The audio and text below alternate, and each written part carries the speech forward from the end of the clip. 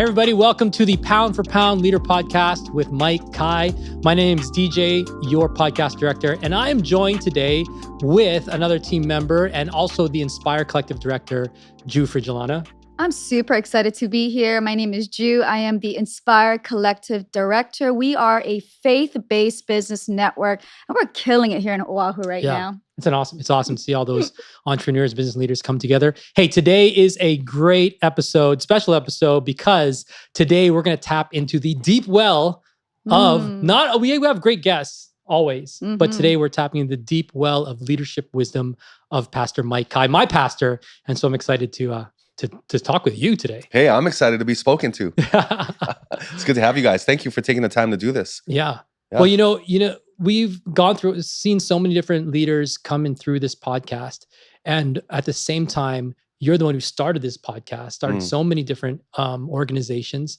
And I feel like, man, there's so many questions that we can pull from you and find out, wisdom from you. And because you're doing all these things, one of the questions I have right off the bat, because I see you doing so much, is how are you able to balance this time with your family, with these different organizations, with the church, with your travel time, and just time for yourself too? Because it never seems like you're falling behind. You keep leading forward and really pushing us forward too. Well, it all depends on the season that you're in, right? So all of our kids they're growing up. You know, the last one's in high school. She's just about done. The other two are married. So it's the season. And not only is it just the season, it's where I'm at right now too, in my leadership and in the rhythm of the church and having a great team. Can't do this without a great team. You know, there's a lot of people that have to build things from scratch, but we don't have to because we have an incredible team. The reason why we can run the way we run and the reason why we can do what we do is because of the team that we've built over the years. This is 21 years in the making. No, 20? Yeah, 21 years in the making. And so I'm grateful for everybody that's on camera, everybody that's on boom mic, everybody that you guys, everybody who's doing post-production, all of that. We can't do it without the help of other people. So when I look at rhythm, I look at season, I look at pace, I look at all of that. There are times that I'm slowing stuff down intentionally so I can ramp other things up. So you have to figure out, where do you want to pay? Because you're going to pay a price. Do you want to pay it on this end? You want to pay it on the other end? What do you give up? So let me give you an example. Just got back from South America. Incredible time with Robert Barriger in Peru and in Argentina. Okay, we were doing roundtables for churches called Hacienda Iglesia that Pastor Robert Barriger came up with this. And I've just been blessed and privileged and honored to be a part of it prior to the pandemic. Well, the pandemic hits and those two countries, Argentina and Peru, in Latin America, South America, were hit the hardest when it came to their lockdowns. And their lockdowns were so severe that it took a while for it to open back up. So Robert thought, if I'm going to open it up in a country, I'm going to open it back up in Argentina because I got Mike and he's ready to go. And I wanted to go all along. So after doing a family trip in Kentucky, right, for volleyball, and then being with John Maxwell for 3 days in West Palm Beach, Florida, and then doing this thing in South America, I decided I needed to come home. So I needed to come home. So what am I willing to pay? What withdrawal can I make? I don't want to make any more withdrawal on the family side. Sounded and looked good on paper, a little questionable on paper before I left. When I was looking at the flight details, I'm looking at the travel time, I'm looking at all of the resources and then my energy, looked good on paper. But when I finally got to Argentina, I told my wife, I said, I need to come home. I miss you guys. I miss the girls. I miss the dogs. I miss the church. I miss the staff. I miss Hawaii. And, you know, there's no place like Hawaii. So I decided that I needed to not be there and I needed to come home. And I came home. And I tell you though, at the same time though, even though I was glad to be home, I was dealing with FOMO because I felt like I was missing out on the ARC conference. I was missing out on Chris Hodges' roundtable, who's my pastor. So I was having some FOMO moments, even though I was back in Hawaii. So you have to ask yourself, what side are you going to pay on? And so when I texted Chris that I'm not coming to ARC and I'm not coming to the roundtable, I feel I need to go home. He's like, hey, anytime you want to go home, you just be home. He understands. And so family is number one, and that's the criteria. And so I'm in a season where I want to be home more. And if I'm going to travel, then it has to be worth it. And I'm not talking about financial. Right. I'm talking not financially. I'm talking about it has to be worth my time away from the church and away from my family, number one. Family, number one, church, number two. Yeah.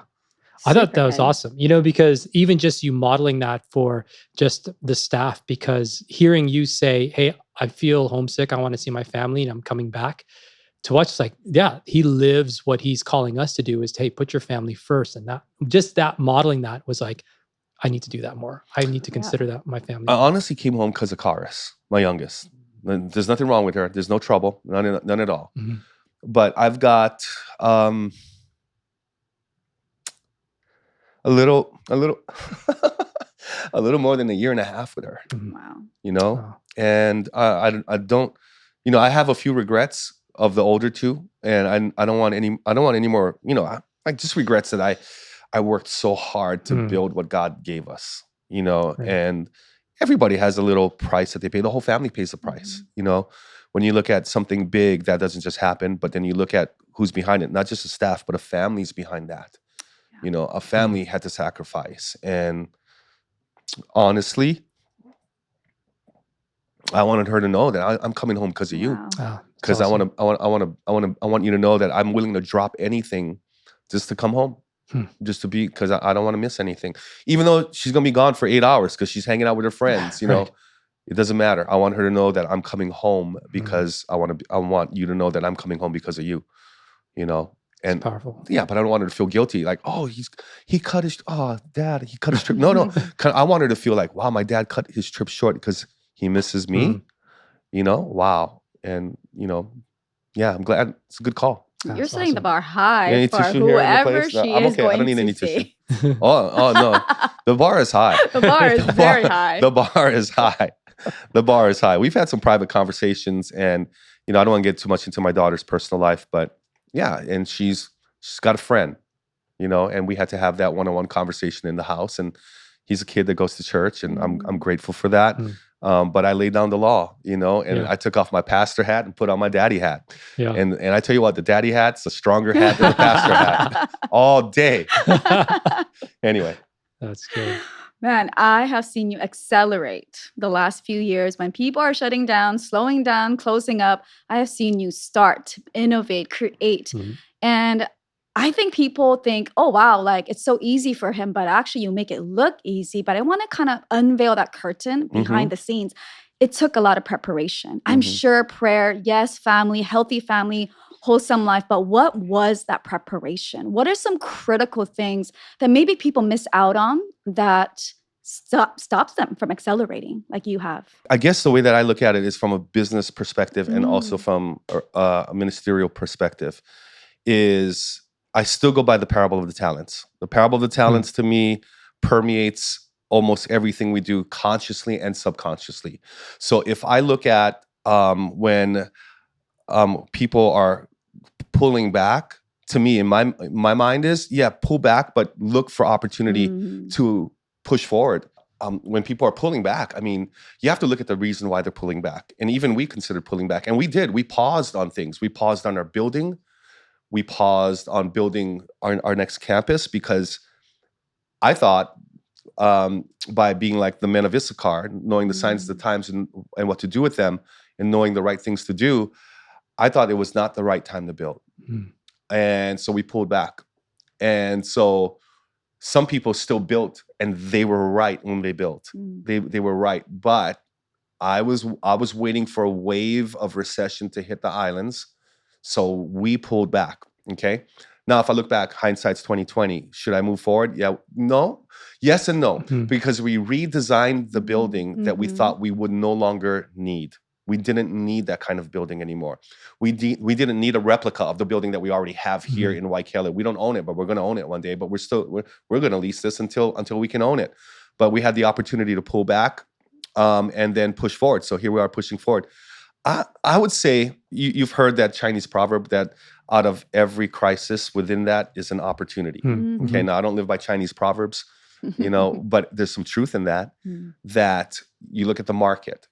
When the market is dipping, when people are not selling, that's the time to save your money. That's the time. That's even you should always be saving money, but that's the time where you're gearing up to be able to purchase when nobody else can. And that's when you save your money. It's the same thing with this building. When we got this building, which is a miracle in and of itself, where a lot of churches wanted this building, but nobody saved money for it. Nobody raised money for it. Yep. And I remember I told you guys about the leader that met with me and told me after that he was mad at me because we got the building. If you saw our building here in Hawaii, everybody, you would know what I'm talking about. It's a great building. From the outside, it doesn't look like a lot. It's in the shopping center, but on the inside, it is phenomenal. And so when we ended up getting it, he was upset with me. And he said, he wasn't upset during lunch, but he said to me, I wanted that building. And I got a confession to make that I was mad at you. And you guys know the story, but our listeners they don't know the story. And I thought to myself, well, man, did you raise money for it? Did you save money for it? Come on. Did you have $1 million in the bank by the time that they wanted to talk to you, that they were willing to talk to you? You were able to act on it? Did your people sit in the parking lot and eat their lunches as if this was already going to be their building? I didn't. Just thinking all of this in a matter of 5 seconds. And I look at it and I go, here's the lesson. You have to be ready for opportunity that arises. And if you don't save and if you don't raise for it, you won't have options. You're going to always need a miracle. Now, I need miracles. We always want miracle. We want favor. But what if you were put into a position where you did not always need that because you were wise with the resources and the talents that God had already given to you? What if you were ready for that? And I think that's one of the biggest lessons that I learned is always be ready. We don't always have the resources to do what we want to do. In fact, we have more vision than we have resource. Well, our vision outweighs our resource.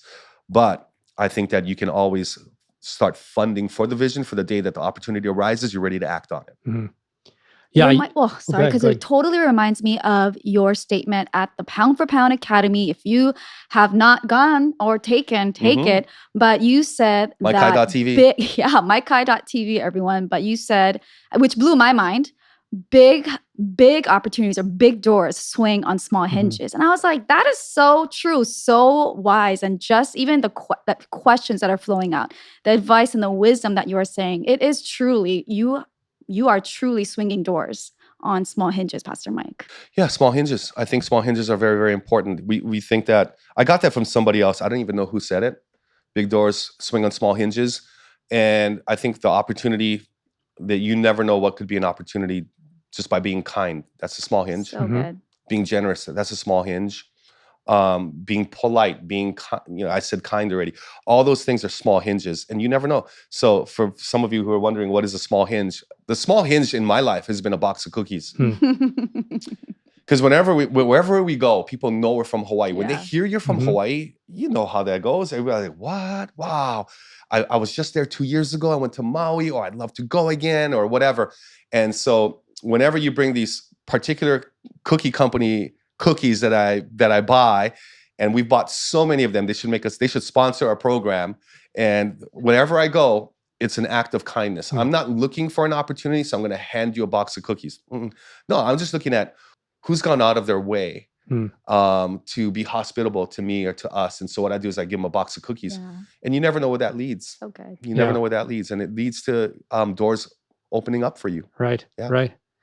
Pastor Mike, you mentioned just about the vision, and you're known as someone who is just an incredible visionary, and you're always looking for the opportunities, and you're working hard, like the holy hustle. You've got that. What advice would you have? Because I'll run into sometimes pastors or even just people in business, and they don't seem to have that hunger, maybe that they once had, that same vision or that same passion that they had for the church or for the organization. What advice would you have for those leaders that are just like, man, they're plateauing or they're just starting to slip?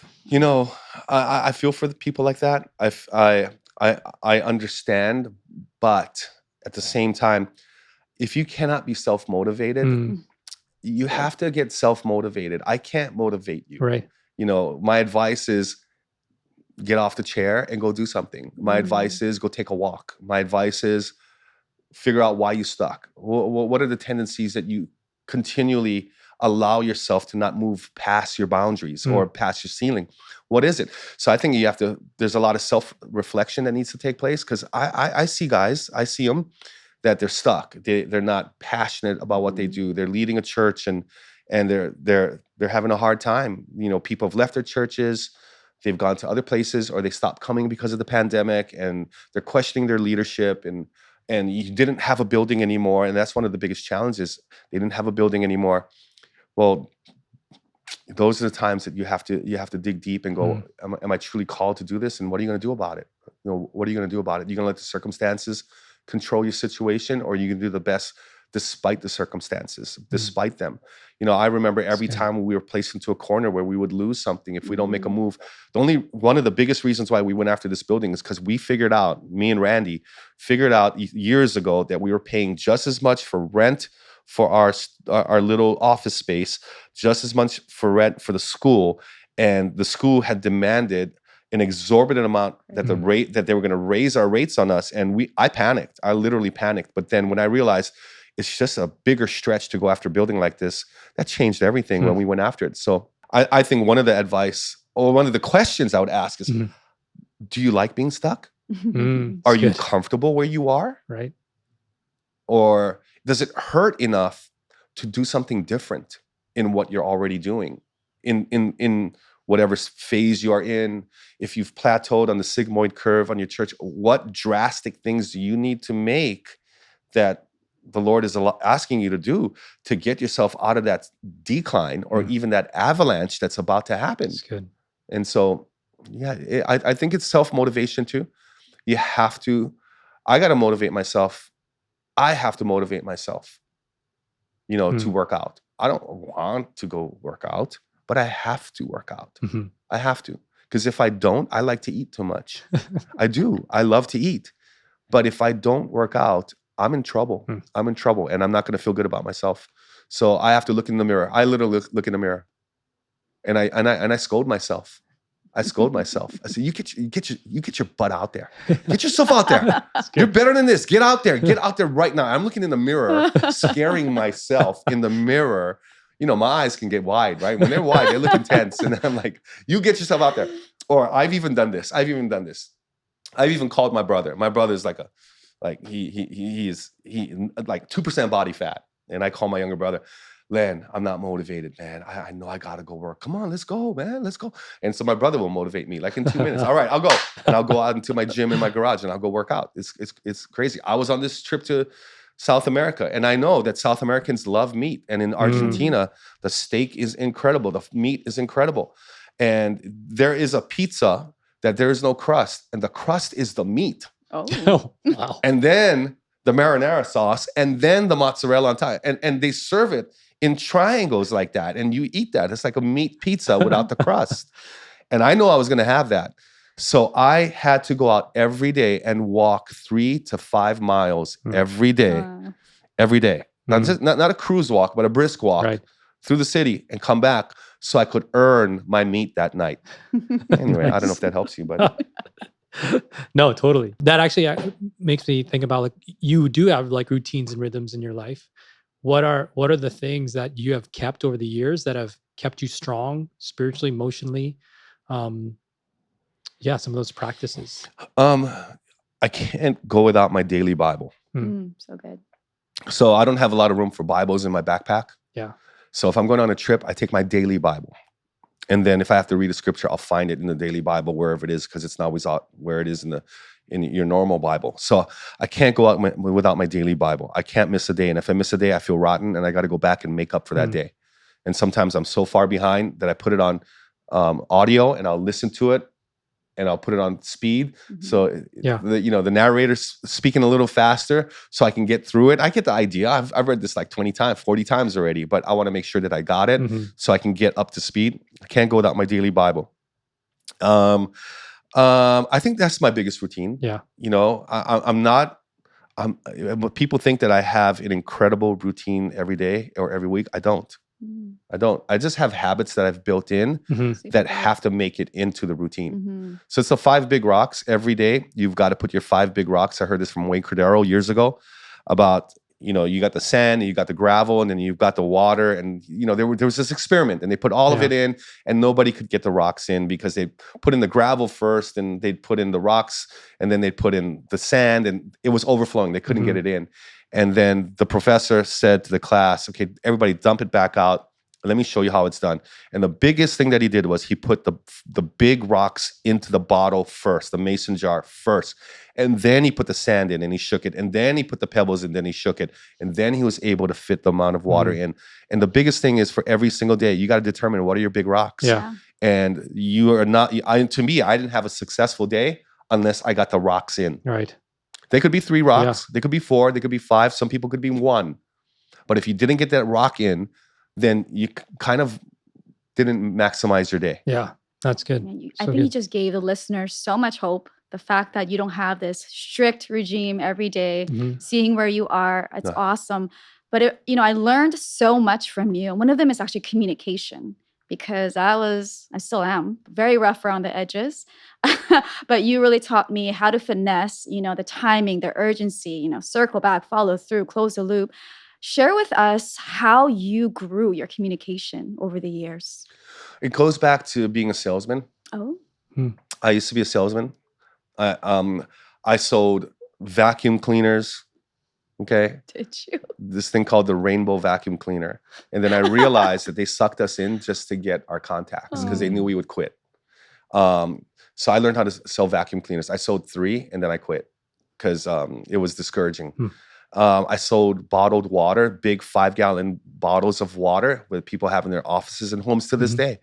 I sold bottled water. And so I had to learn how to literally make a cold phone call to actually making the delivery, closing the sale, offering perks, and being able to do that. So I worked at a very young age. I worked in sales. I did things with different products. I drove the van, the delivery van. I dropped them all off. I did all of that. It goes back to my work ethic. My parents instilled in me as a little kid. My first job, I was probably 10 years old, mowing lawns. So it goes back to that. We didn't have a lot, and there were 4 kids. And so, mom and dad, they didn't give us, they could only give us $20 allowance. And that was it. And $20. $20 was the threshold. And in the 1980s, that doesn't go that far. That's not even buying you nothing. It's buying you it's buying you candy. It's buying you soda. My favorite candy was a Snickers bar. My favorite soda was RC Cola. So I'd eat a Snickers bar and drink an RC Cola before football practice or basketball practice. And that was my spending money, my gas money. That got me gas. And then I charge my friends, $2 here, $2 there. If you want to ride, I'm going to drive. I need gas money. So a lot of that was from childhood and from working in sales. And so I had to learn, especially, Ju, to answer your question, I had to learn how to circle back, close the loop, follow through. But I didn't come up with that language that we use in our staff to this day for the last 5 years or more. I didn't use it until recently because it was always here, but it was never on paper. Yeah. And I think communication is very, very important because we live in a society where we think if we texted a person once, maybe twice, that we've communicated. But no, I think communication has to, before someone actually, like if they're not returning your phone call, you got to go after them. So it's a text message followed up by a phone call, followed up by another text message, followed up by an email, followed up by another phone call. And if you've done those 4 or 5 things and they're not responding, then they've ghosted you. Right. So you're done. So you have to move on. So anyway, I want to make sure that people know that we care enough that I'm going to reach out to you. Even to this day, people come to my mind and I'll just send them a text. And even if I haven't seen them in church, or I haven't seen them around for about 4 or 5 months, I've forgotten about them. But now they were brought to my mind. And so I'll reach out. And it's amazing what that does. Yeah. As you're traveling and you're kind of seeing different leaders, whether young or, maybe just new in their leadership, whether young or whatever their age is, have you noticed something in this day and age that, man, this is what more leaders need in this day and age? Like this is missing, or there's not enough of this, whether it's a skill, a value, or something that you're seeing with leaders nowadays? I'm going to say that I think one of the greatest commodity that a leader can have is, I'm going to call it resilience. People call it grit. It's a book written on grit. I'm going to say resilience. The ability to take a no. Oh.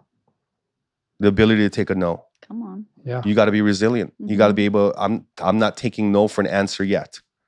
I'm going to push until I get a yes. And if it's still a no, then it's a no. And I have to move on. Rejection, to be able to handle rejection. I think that leaders have a hard time with rejection. Yeah. When they feel personally rejected or their ideas rejected, they feel rejected and they're taking it personal. I think one of the biggest things that leadership needs to this day, that doesn't matter about a new generation, I think the same generation, I think what we need is self-awareness. Yeah. My mentor, John Maxwell, wrote a book called The Self-Aware Leader. It's a very, very important book.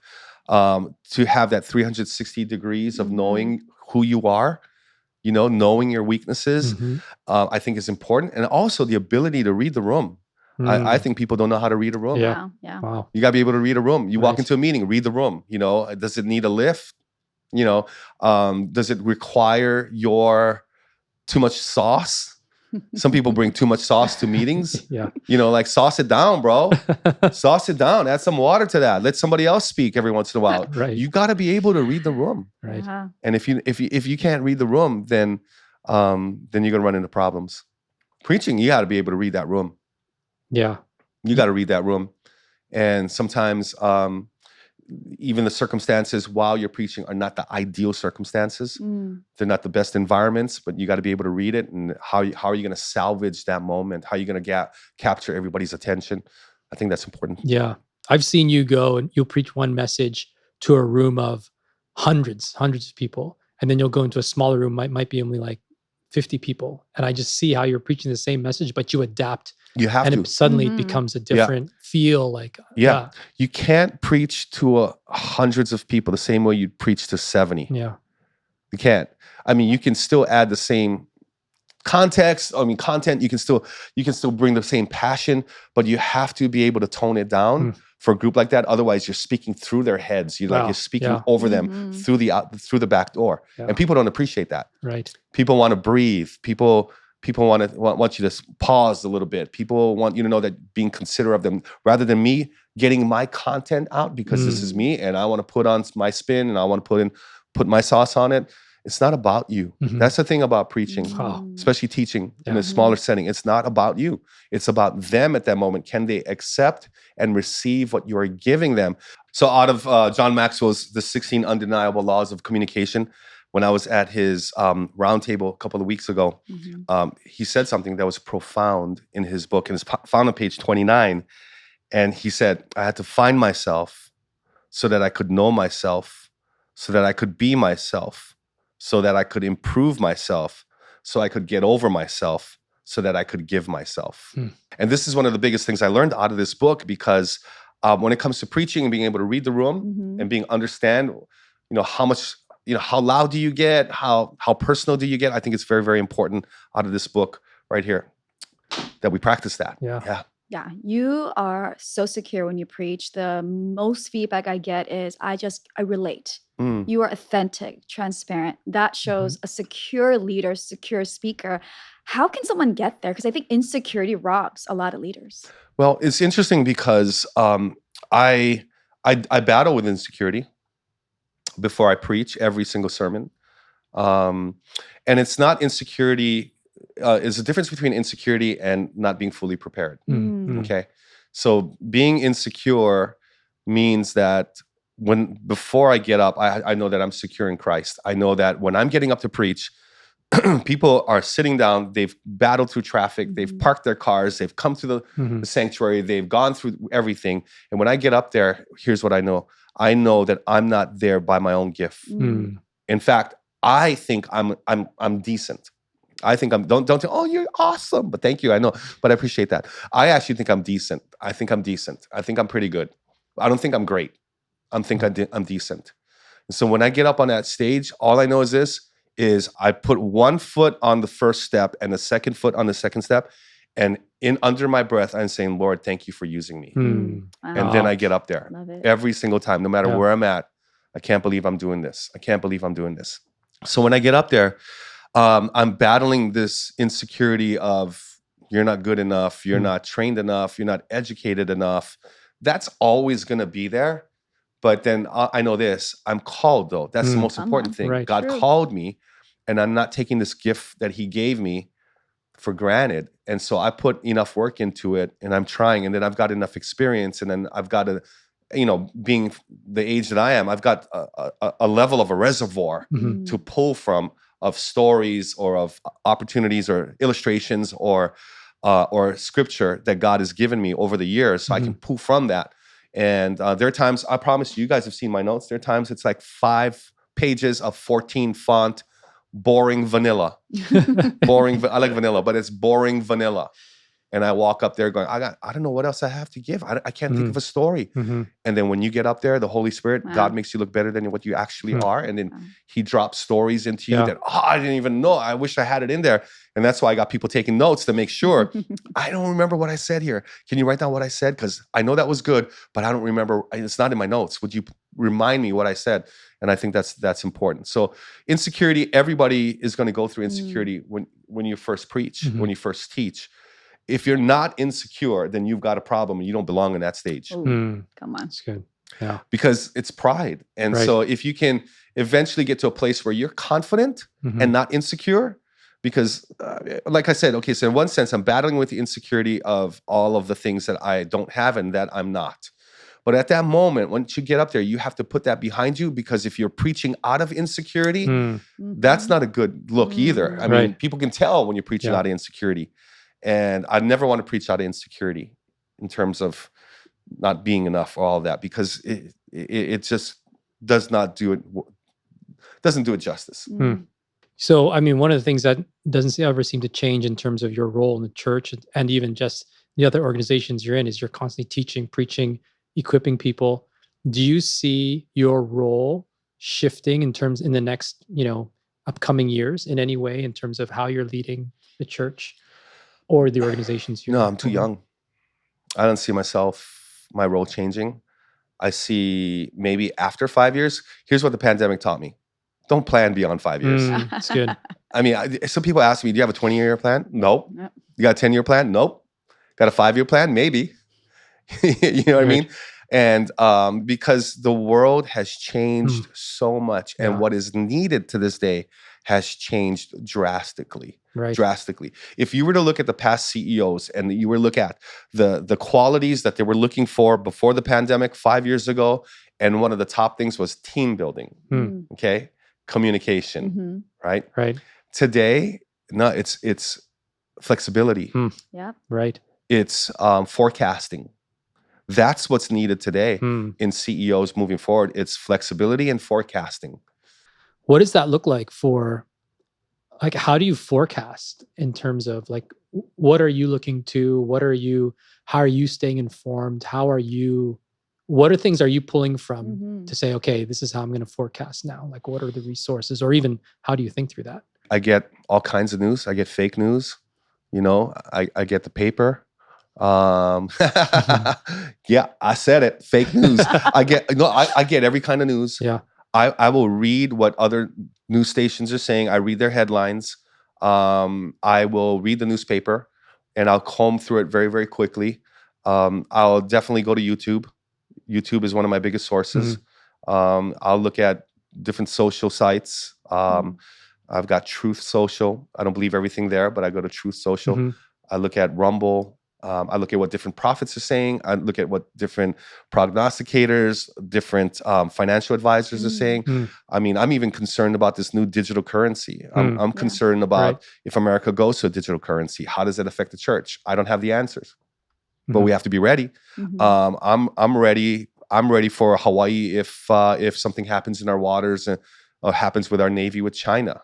I'm looking toward that already, right? You guys already know that. I've been talking about it for the last 2 to 3 years. Really in the last year, I've been ramping that up. Yeah, I'm looking at stuff like BRICS, what's happening with Brazil, Russia, India, China, South Africa. And you look at all of these countries deciding that they're going to build their own currency. They're no longer going after the gold standard or the standard dollar. Not the gold standard. We got off the gold standard during Richard Nixon. But no longer will the dollar be the base value of what by which all other currencies in the world will be evaluated by. Those are things that we have to be concerned about.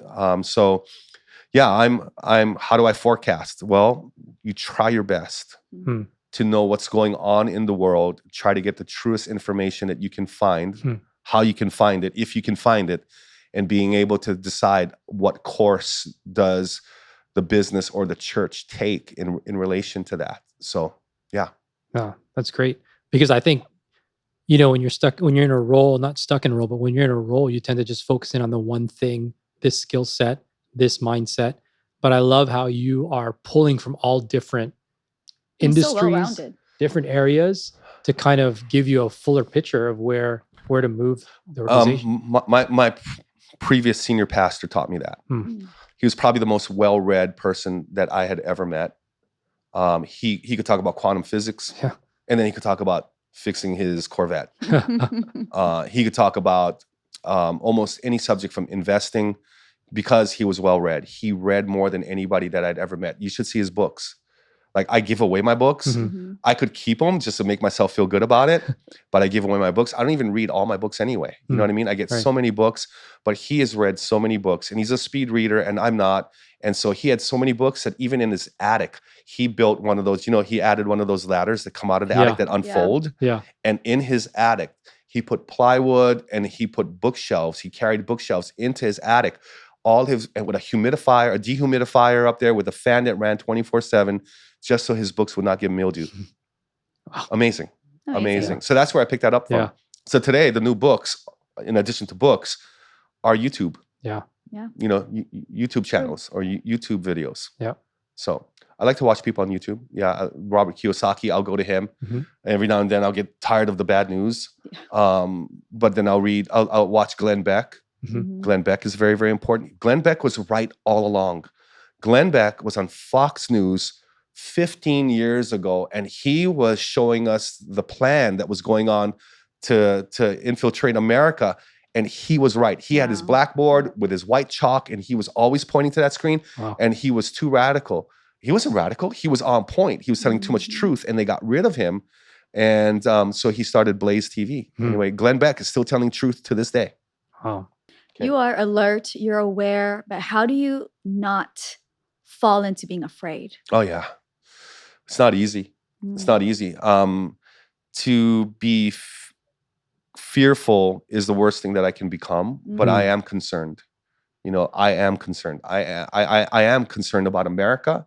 I'm concerned about the state of the world. I am concerned about Russia and China, and I'm not getting political. I'm just bringing in geopolitical situations that are going to pull us into a conflict that could hurt the whole world. In fact, America too. I mean, we're not the strongest as we used to be.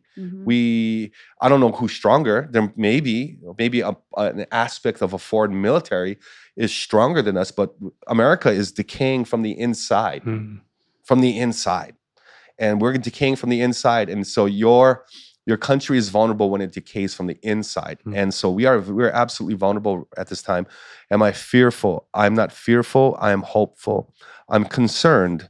I'm alarmed in many ways, but I'm hopeful. But at the same time, my hope is not just I have this hope. No.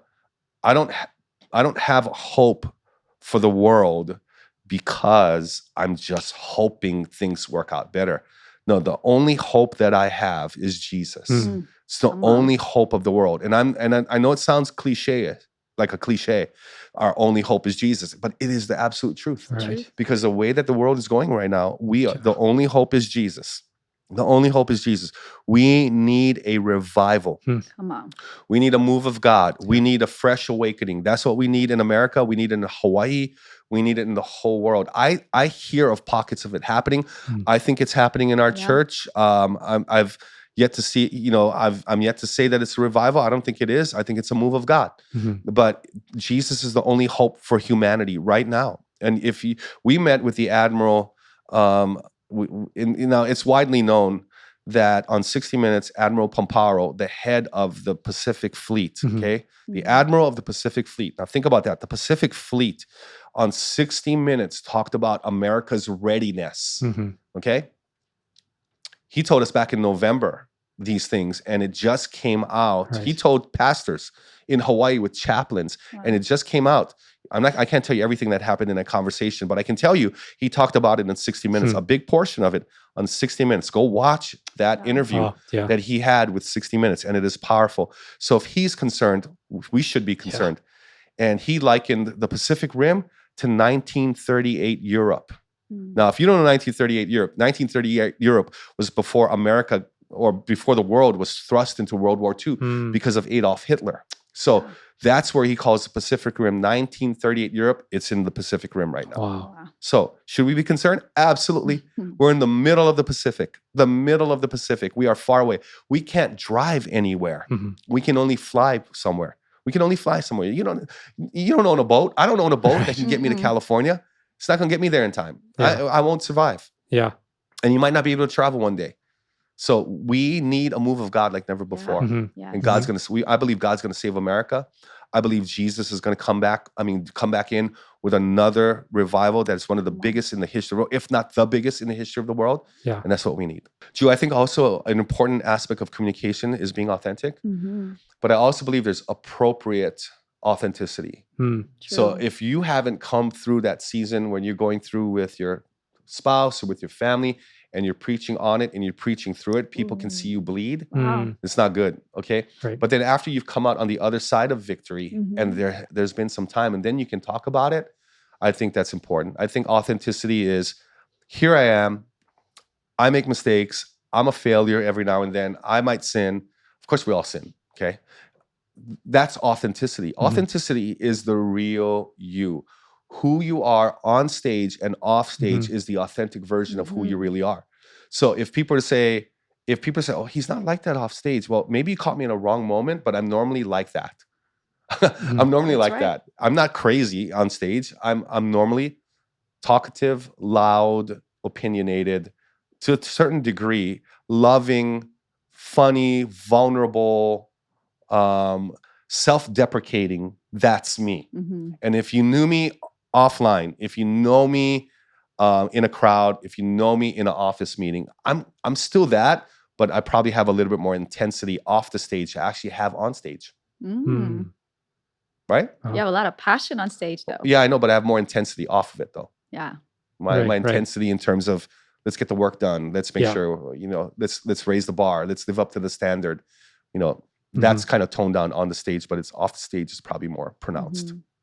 When you're preaching and you're communicating, because I do notice when I see the notes and I see how you go up there, do you have a sense like how much of it's just going to be, I'm just going to flow with this, and how much I'm going to stick to this, or like how much room do you give yourself to say, I'm just going to let the Holy Spirit take over, and even from one service to the next, because I know there's a lot of pastors out there who speak more than one service, but how are you navigating that? My goal is not to be tied to my notes. Okay, that's my goal. So if the first sermon, okay, like we have the luxury of doing it 3 or 4 times every weekend per person. Okay, some people 2, some people 3. I'm doing it 4, 5 times a weekend. Okay, I would like to get to 3, but it's going to take too long to get there. I think what happens is from the first moment that I'm getting the notes on Saturday, I'm done with the notes on Saturday, I'm already pressured out because I don't feel like I've put enough time into it because I've been leading the whole week. Yeah. Okay. So when I get there on Saturday, usually I'm looking at the collaborative notes, and in my mind, for me, I'm thinking, this might not be good enough. So I put the pressure on myself, and I'm recreating a parallel message to what we've already created, right? You see that all the time. And so I'm already under the gun. I'm trying to find the right scriptures that go along with it. I'm trying to find the right illustrations. I'm trying to spice it up. I'm trying to add some stuff to it. And there are times that I'm coming in inadequate by 4:30 in the afternoon, feeling like this could be good. This could be terrible. No such thing as a terrible sermon, but this could be not so good. And so when I'm getting up there, I'm looking at it, and I don't even have it memorized yet. It's not even memorized. It is still black and white, words on white paper with yellow highlighting and pink highlighters, and I'm writing in the margins on the left-hand side and trying to use 1 word or 3 words or less on the whole left-hand side of the margin. And I'm getting up there, and once it happens, it takes on a nature of its own. And I'm constantly open to the Holy Spirit. I've got synapse happening in my brain. It's firing. I'm trying to not overtalk and speak too quickly because I have that tendency to do so. And I'm trying to hear from the Holy Spirit at the same time. I'm looking in people's eyes because I want to connect at the same time. I'm looking at them, and I'm doing my best. I'm like, it might look like a duck smooth on water, but underneath my webbed feet are going like crazy at that moment. For that next 35 to 40 minutes, that is exactly what is taking place. Yeah. And so, am I answering your question? Yeah. No, I because you make it look so easy when you're up there, and you'll just go off your notes. And sometimes I wonder how much room is he leaving himself? Like, do you just feel like you'll go up there and I'll hit maybe 50% of these notes, and my plan is to do 50%. I'll just kind of go on the fly. No. I don't plan to deviate from the notes. I plan to be open to what the Holy Spirit speaks to me, and I'll go down that rabbit trail. Okay. But it has to make sense, because I know guys who go on rabbit trails and then they've got to climb themselves back to where they were. And then you've lost us already. You've taken us on a whole different context of where you're headed right at that moment. And now we've got to follow you with your breadcrumbs like Hansel and Gretel to find your trail back, because you know what I'm talking about? Because you lost your way. Right. Because I don't want to do that. What I want to do is be able to be open to the Holy Spirit. And it's easier said than done, but I'm ready. And there are times that I'm opening myself up, and what is he saying to me? And I'm going with it. And there are times that I'll get off that stage and just think to myself, gosh, that was terrible. That's just, oh my gosh, this is like, I just bombed. And then it'll hit me later on. No, that was actually pretty good. Yeah. And so what I do with those notes at that moment, we debrief it. And then I'm driving home. I ask for the recording, and I listen to the recording on my 30-minute drive home. And then I wake up in the morning, 5:30, 5 a.m., 6 a.m., depending on what time of my first service. And I'll listen to it again while in my ear pods while I'm getting ready for work. I'm getting ready to come in to preach. And then maybe I'll listen to it one more time on the drive over. Maybe not. Maybe I'll just no music and I'll just drive, not even worship. I'll just drive quietly in silence. And then I get there, and then I'm trusting that the message went from here and got here. So by the time I'm at sermon number 2 or 3, not number 1 on Saturday, but 2 or 3, it's everything I hoped it would be. Yeah. Here's a question, Pastor Mike. What investments do you feel leaders need to make, or practices they need to adopt in order to have just greater productivity? I think if leaders would be able to wake up earlier in the morning, 30 minutes earlier, and get up earlier, have your coffee, and do your devotions right away, and that quiet time before the rest of the family wakes up, that you're not checking your phone, that you're actually planning out your day and you're planning out your week. I think planning is underrated. Yeah. I think planning your week on Sunday night is powerful, especially for those of us in the ministry that you get Monday off, that on Sunday night, not Monday, but on Sunday night, before you shut it all down, before your energy is completely gone, before you treat yourself on Monday to not have to engage anything else. I think one of the most important things is planning on a Sunday night for what the rest of your week will look like. I think if you have already got a plan going into your week, you're ahead of the game. You're ahead of the curve. If you don't even plan, you just show up to work and then you figure out on Tuesday, wait, what's the plan? No, you are already behind. You're already behind. What are some changes that you've made in your life that resulted in greater just effectiveness as a pastor or a husband or even a father? What changes have I made in my life? What, in the last 5 years, 2 years, 3 years? Recent. I think one of the biggest, first of all, the biggest changes, I don't think I've made a lot of great changes. I think I've just made adjustments. Right. Okay. Yeah. You're in trouble if you have to make big changes. True. Yeah. Wow. I like to make adjustments. Wow. And if I find myself in trouble, I will make big changes. Right. But I've had to make adjustments. I've had to make adjustments to my sleep pattern, my sleep schedule. I got this wristband thing, because I knew I wasn't getting adequate sleep. I tried to get the Pneuma ring, but you got to take it off all the time. And then if you want to work out, you're going to damage it. So I got this wristband thing. I think one of the biggest adjustments I need to make is better sleep quality. Wow. Sleep quality. Sleep quality staves off dementia. It staves off heart disease.